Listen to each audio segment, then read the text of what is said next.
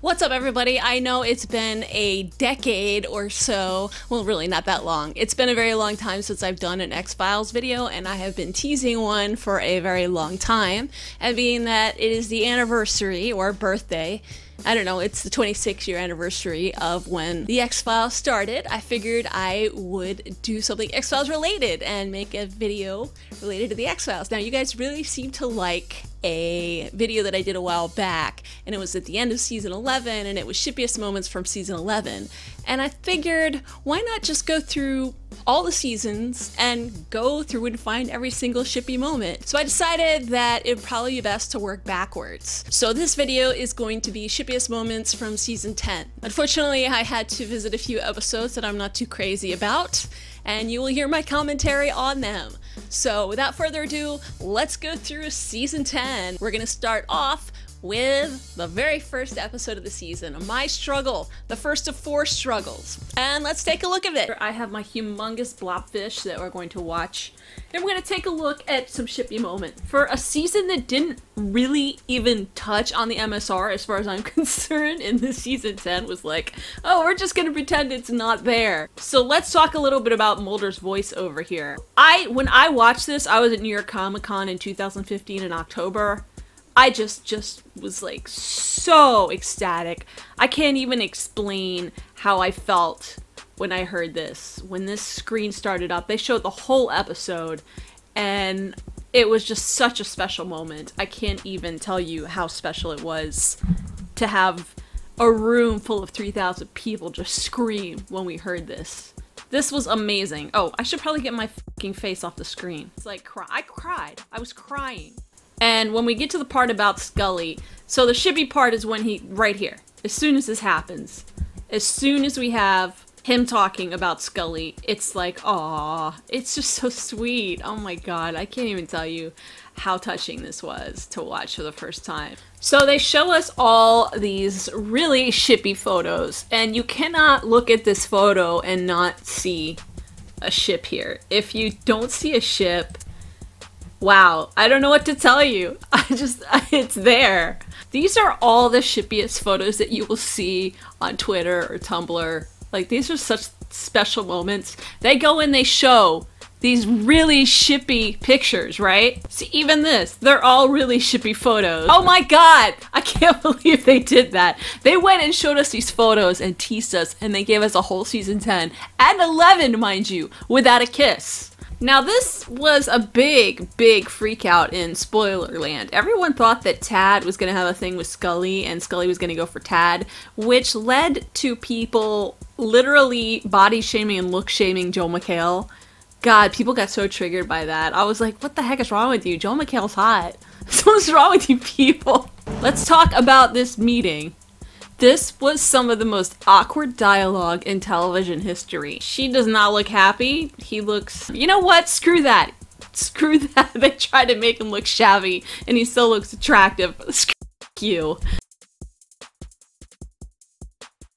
Okay, that little house, that was supposed to be their house. That's where she lived in 2008. And look at them, they should be together. What the hell? This isn't shippy at all. This is like some parallel dimension Mulder and Scully where they're estranged. Because in the proper universe that we went through, they were soulmates, inseparable.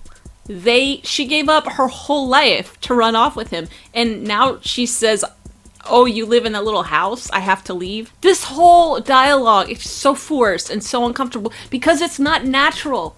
It's not natural banter between these two characters because they wouldn't normally talk like this. And they're trying to play up the ambiguity, which is not what we need at this point in time. We've already been through that. This whole dialogue.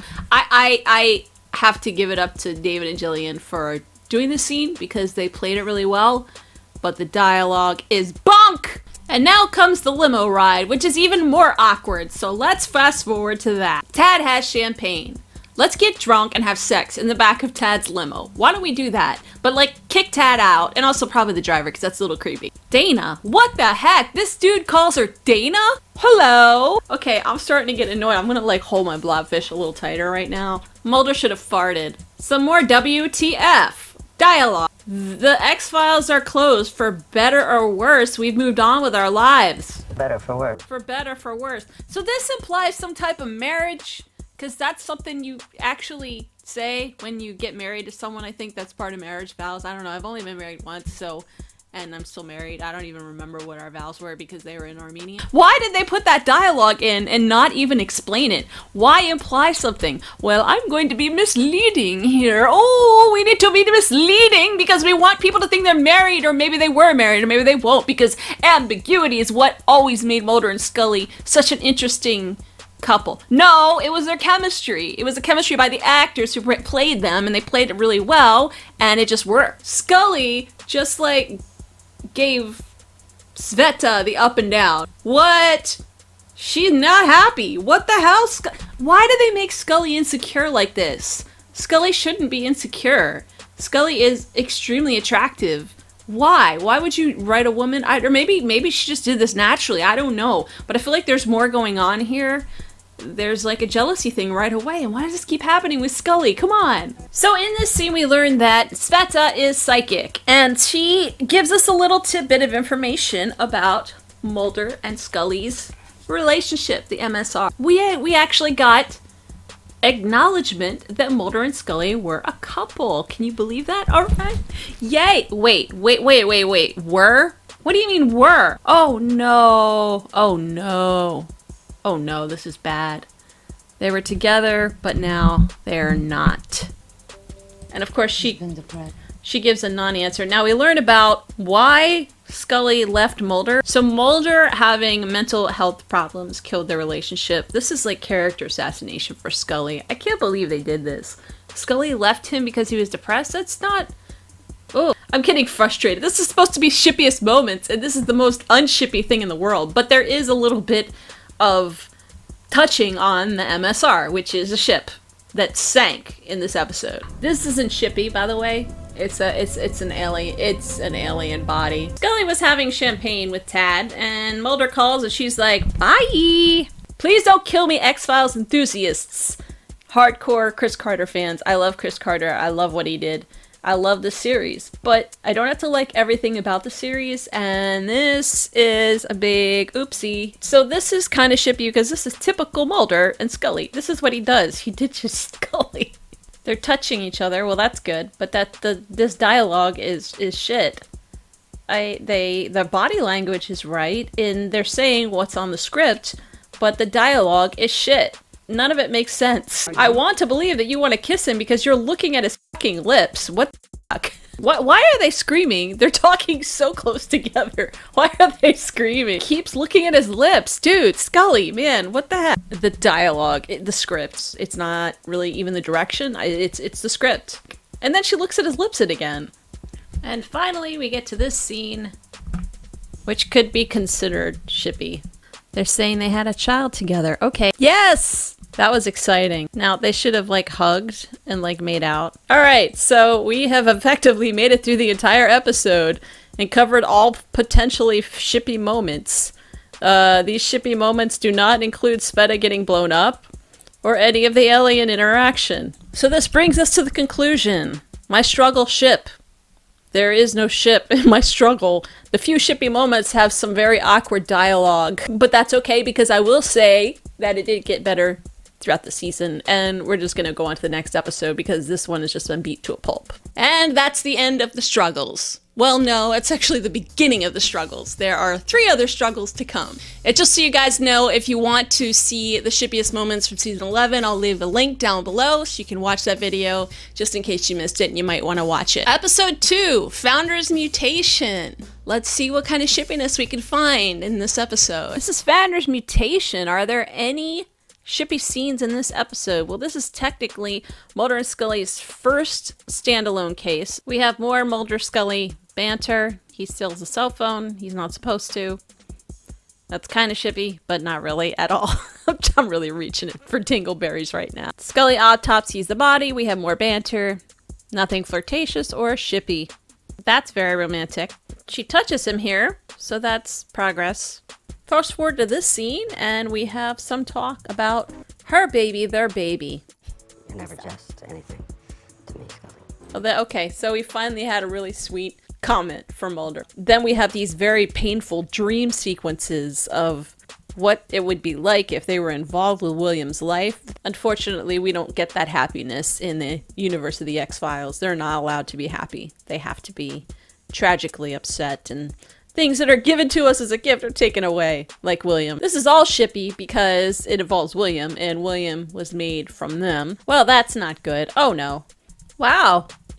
What a wonderful way to make us feel really sad for Scully even more. Oh yeah, I forgot Scully running at the birds. So now we have Mulder's little dream vision of what life would be like, which is also equally as heartbreaking as Scully's. This is what hell feels like. So this is what hell feels like. And to top it all off, we have this. And just in case that didn't get you, this does. So thank you for shattering my heart into 10 bazillion gazillion pieces. And that was Founder's Mutation. Now we have episode 3, which is probably my favorite from the whole season. Mulder and Scully meet the were-monster. It's the cutest episode of the season. It has some of the cutest MSR moments, I'd have to say. Let's take a look at that episode and go through it. So let's see what kind of shippy moments we have in episode 3 of season 10. Mulder's pencils seem to be progressively getting sharper. That's kind of a shippy thing because, you know, the whole pencils on the ceiling is what Mulder does when he doesn't have anything to do because he misses Scully. And there we go, like sunflower seeds. Hey Mulder, you're destroying your I Want to Believe poster. It has a monster in it. Well, that's sexy. This is cute. This is cute and shippy. Mulder and his cell phone. Well, that's sweet. I don't think it's... She's... Yeah, that's sweet. Aww. That's kind of cute. And then they go running. Oh, that's hot. Well, this scene is definitely shippy because he's like all up in her personal space, showing her the pictures that he took. She's quite amused by this. It's cute. See, this video looks like every video Walt ever puts on his phone. That looks like every Instagram photo. Yeah, that looks like every Instagram photo that Walt takes. Mulder, the internet is not good for you. That's the best line. Yeah, so the horny toad comment is also kind of shippy. He says, "You're really enjoying this," and Scully says, "Yeah, I am." And there's like a little sparkle in her eye.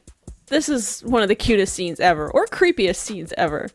He is watching Scully sleep, which is creepy and cute at the same time.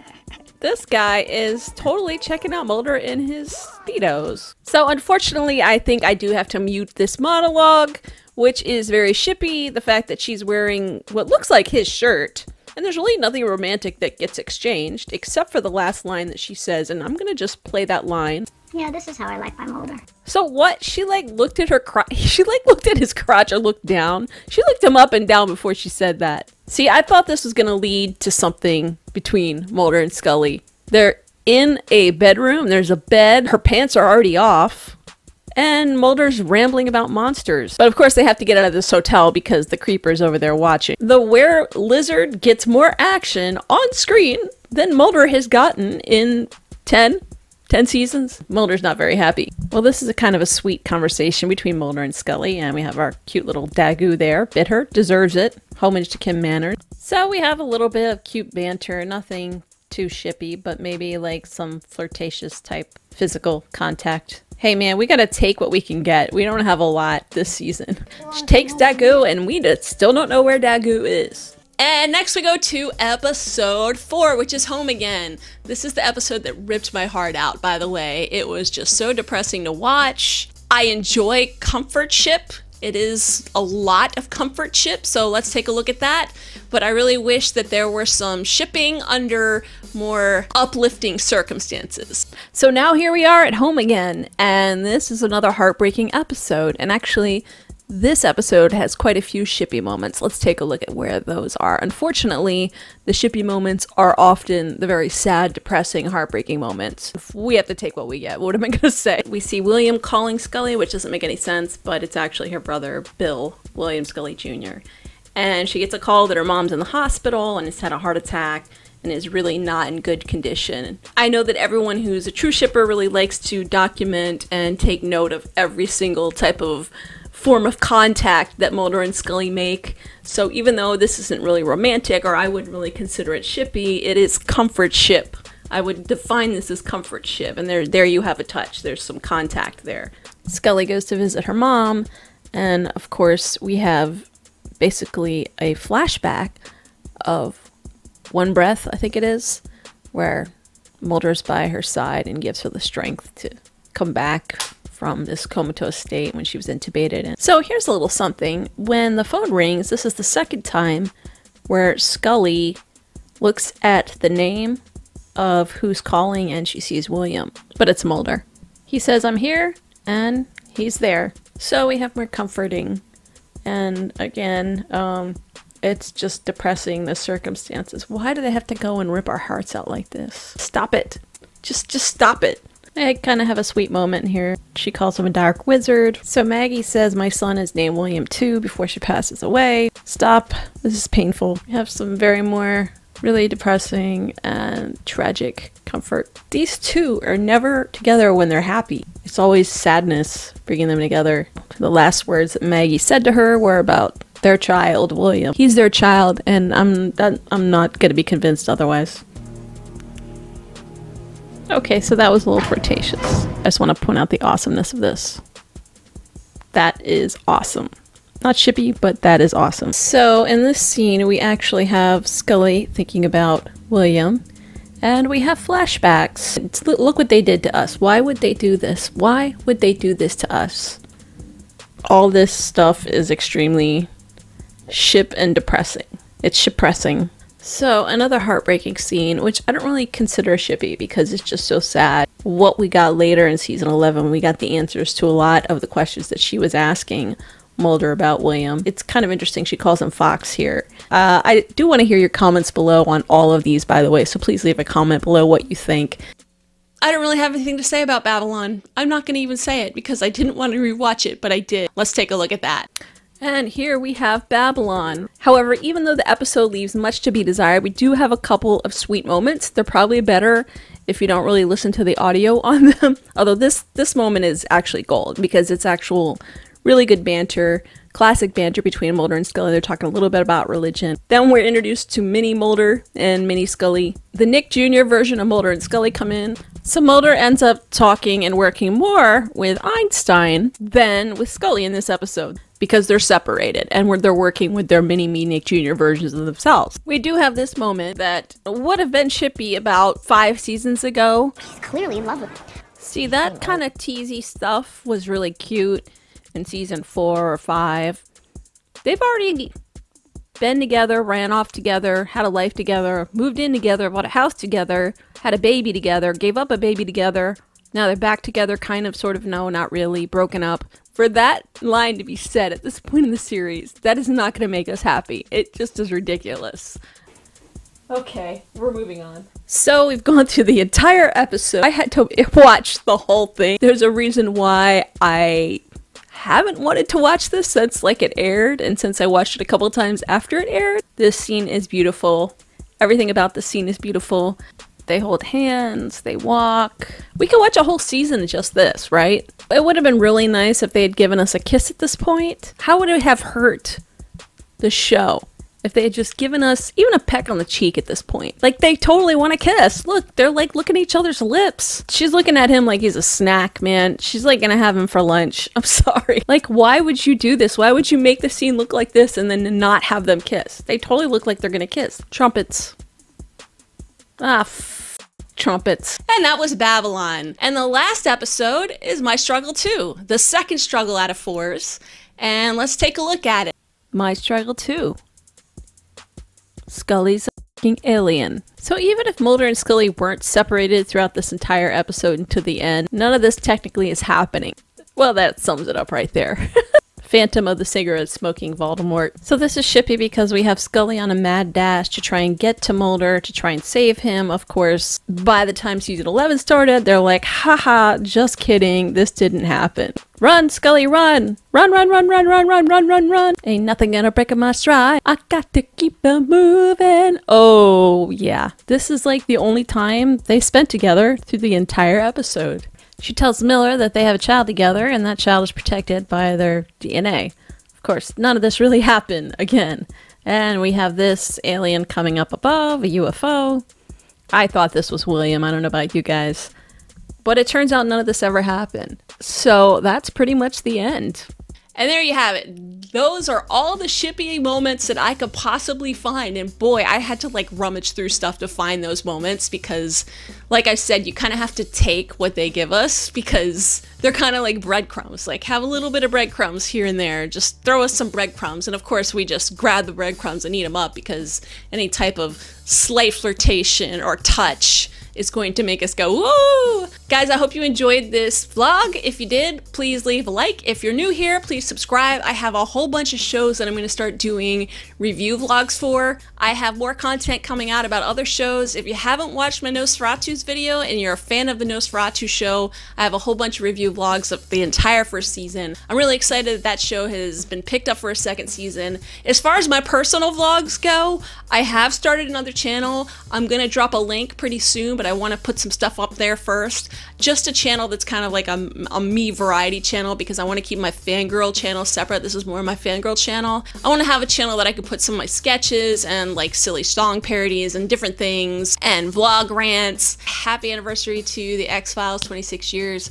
I just want to let you guys know I am still a fan. I have stepped back quite a bit from the fan community online. But the good news is I am going to keep doing a couple X-Files videos when I can and when I feel excited or motivated. I want to do an X-Files shipper video, shippiest MSR moments for season 8 and 7 and 6, and then just go down the whole season backwards. If you guys have a series that you like that you'd like to see me do recaps on, leave a comment below and I will consider your suggestion.